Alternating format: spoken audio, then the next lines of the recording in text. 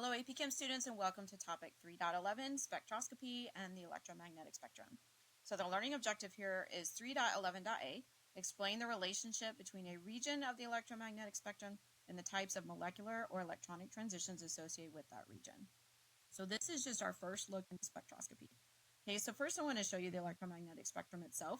You're probably familiar with several different kinds of radiation.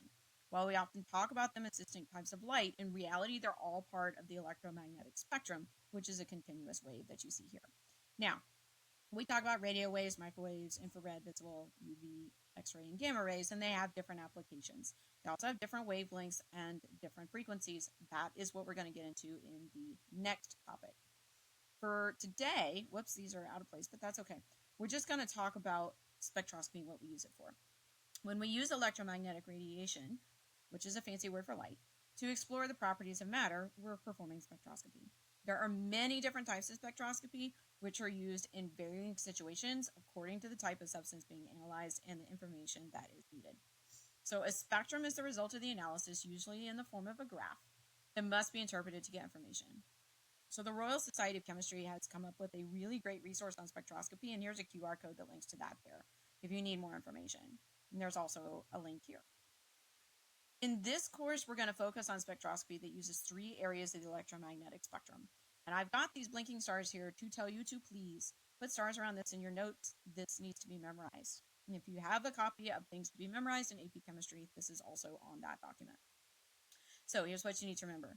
UV-Vis is used to study the transition of valence electrons between different energy levels. Infrared is used to study molecular vibrational energy levels. Okay, so that's vibrating. The molecules are vibrating. Okay, microwave is used to study molecular rotational energy levels. So, how do we remember this? So, with microwave, remember that a microwave spins. My students came up with that. You guys came up with that.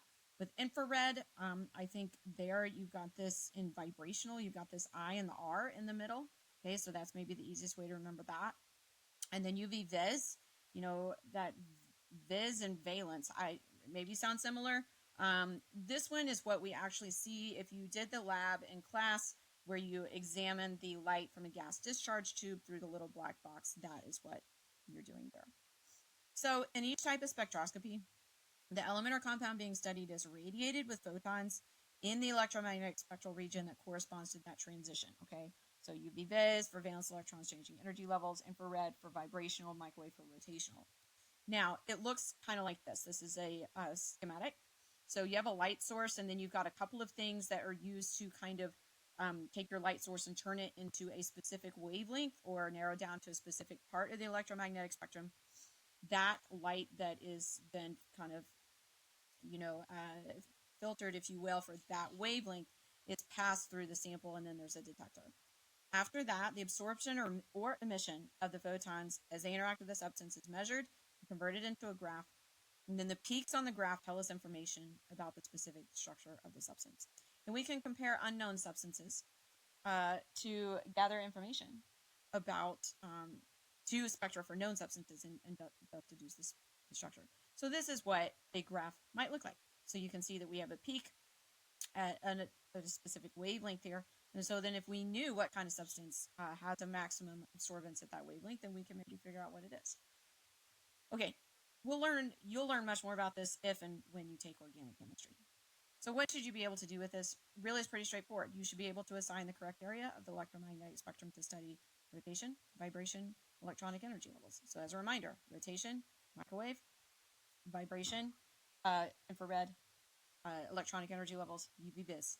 That's it. See you soon for the next video.